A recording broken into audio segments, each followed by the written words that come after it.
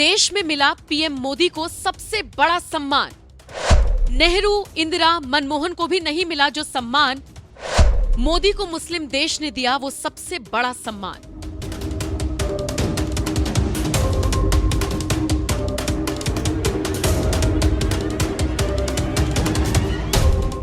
देश की सत्ता संभाल रहे नरेंद्र मोदी को मुस्लिम विरोधी बताने के लिए किस तरह से अपने ही देश में माहौल बनाया जाता है, इसका सबसे बड़ा उदाहरण देखना है तो महाराष्ट्र चुनाव में मुसलमानों से मोदी सरकार के खिलाफ वोट करने की अपील करने वाले all India Muslim personal law board के प्रवक्ता सज्जाद नोमानी का ये बयान सुन लीजिए। साथ देने वाला न बने, कहिए इंशाअल्लाह।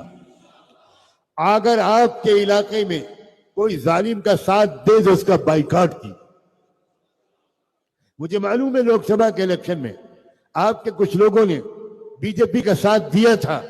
ऐसे लोगों का हुक्का पानी बंद होना चाहिए, ऐसे लोगों का सोशल बाइकआउट होना चाहिए, ऐसे लोगों से सलाम दुआ बंद होनी चाहिए। क्या क्या क्या बेशरम लोग हैं। मस्जिदों को शहीद करने वालों का तुम साथ दे रहे हो, मस्जिदों पर बुलडोजर चलाने वालों का तुम साथ दे रहे हो। कह दो कि हमारा नाम अब मुसलमानों का नाम नहीं है, हम आज से घनश्याम दास हैं, कह दो, ऐलान करो। ये आधा तीतर आधा बटेर नहीं चलेगा।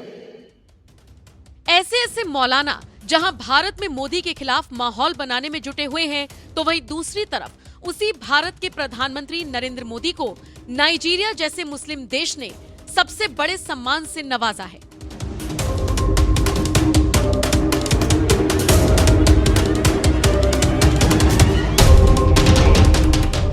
दरअसल पीएम मोदी पहली बार अफ्रीकी देश नाइजीरिया के दौरे पर गए हैं, जहां नाइजीरिया की धरती पर कदम रखते ही पीएम मोदी का भव्य स्वागत किया गया।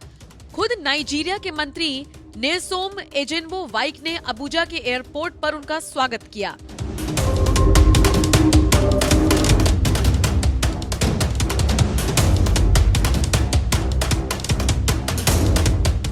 एक तरफ जहां भारत के मुसलमानों को नोमानी जैसे चंद मौलाना पीएम मोदी के खिलाफ भड़काते रहते हैं, तो वहीं दूसरी तरफ नाइजीरिया जैसे मुस्लिम देश में पीएम मोदी का भव्य स्वागत किया जाता है।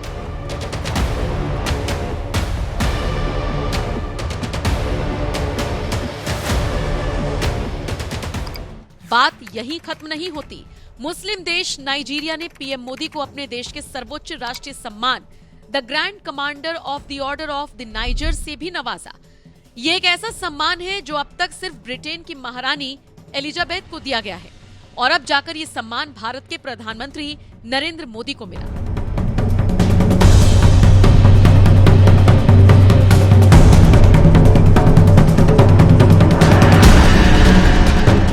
इस देश ने नेहरू, इंदिरा गांधी, राजीव गांधी, मनमोहन सिंह जैसे कई प्रधानमंत्री दिए, लेकिन किसी भी प्रधानमंत्री को अब तक ये सम्मान नहीं दिया गया।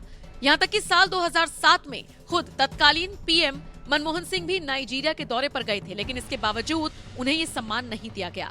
और अब 17 साल बाद भारत के प्रधानमंत्री के तौर पर पहली बार नरेंद्र मोदी ने मुस्लिम देश नाइजीरिया में कदम रखा, तो उन्हें सर्वोच्च राष्ट्रीय सम्मान the grand commander of the order of the niger से नवाजा गया।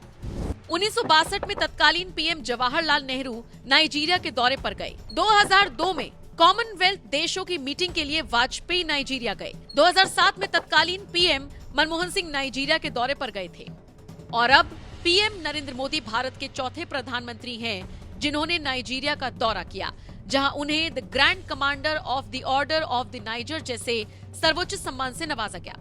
आपको बता दें, दुनिया में अब तक 15 ऐसे देश हैं जहां पीएम मोदी को सर्वोच्च सम्मान दिया गया, जिनमें बहरीन, यूएई, मालदीव, फिलिस्तीन, सऊदी अरब, अफगानिस्तान जैसे देश भी शामिल हैं। लेकिन इसके बावजूद भारत में सज्जाद नोमानी जैसे कुछ मौलाना हैं जो मोदी को सत्ता से हटाने के लिए मुसलमानों को फरमान जारी करते हैं। ऐसे मौलानाओं के बारे में आपका क्या कहना है? अपनी राय हमें कमेंट कर जरूर बताएं। साथ ही साथ आपको छोड़े जा रही है नाइजीरिया में पीएम मोदी के भव्य स्वागत की कुछ झलकियों के साथ।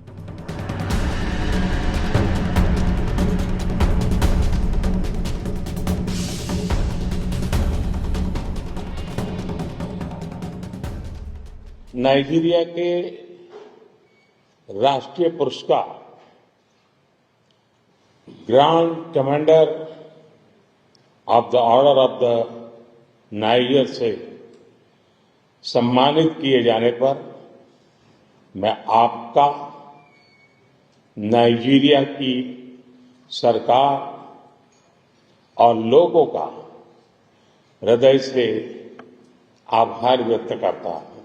मैं इस सम्मान को विनम्रता और आदर भाव से स्वीकार करता हूं और इस सम्मान को 140 करोड़ भारतवासियों और भारत नाइजीरिया की गहरी मित्रता को समर्पित करता हूं।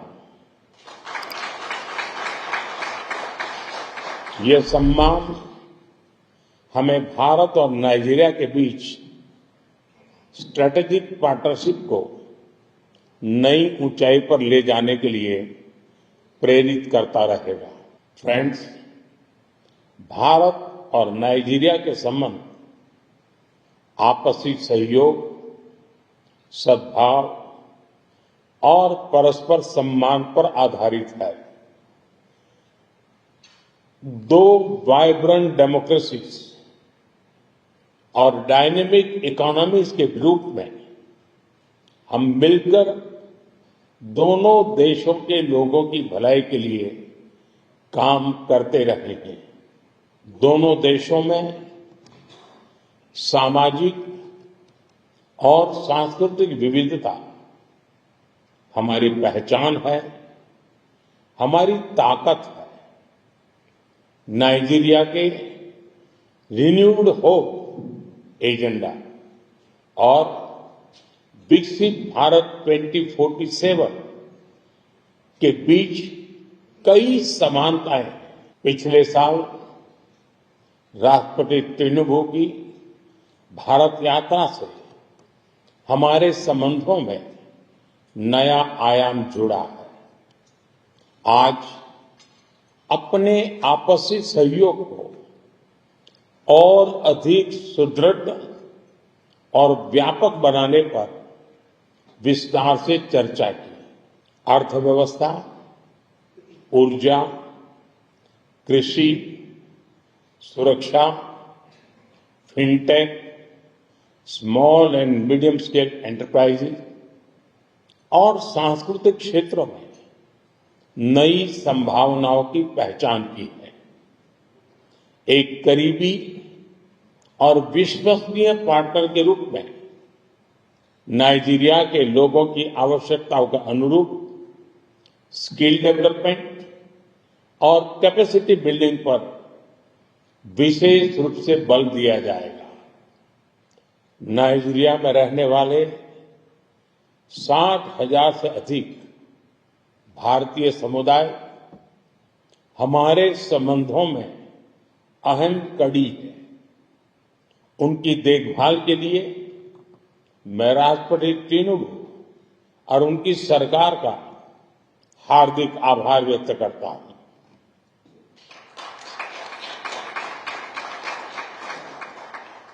फ्रेंड्स, अफ्रीका में नाइजीरिया की बहुत बड़ी और सकारात्मक भूमिका रही है और अफ्रीका के साथ करीबी सहयोग भारत की उच्च प्राथमिकता रहा है। हमारे सभी प्रयासों में हम नाइजीरिया जैसे मित्र देश के साथ कंधे से कंधा मिलाकर आगे बढ़े हैं। भारत और नाइजीरिया भी मिलकर दोनों देशों के लोगों और पूरे अफ्रीका महाद्वीप की समृद्धि के लिए मिलकर आगे बढ़ेंगे। हम करीबी समन्वय के साथ काम करते हुए ग्लोबल साउथ के हितों और प्राथमिकताओं को महत्व देंगे। एक्सेलेंसी, एक बार फिर इस सम्मान के लिए मैं 140 करोड़ भारतवासियों की ओर से बहुत बहुत आभार व्यक्त करता हूं।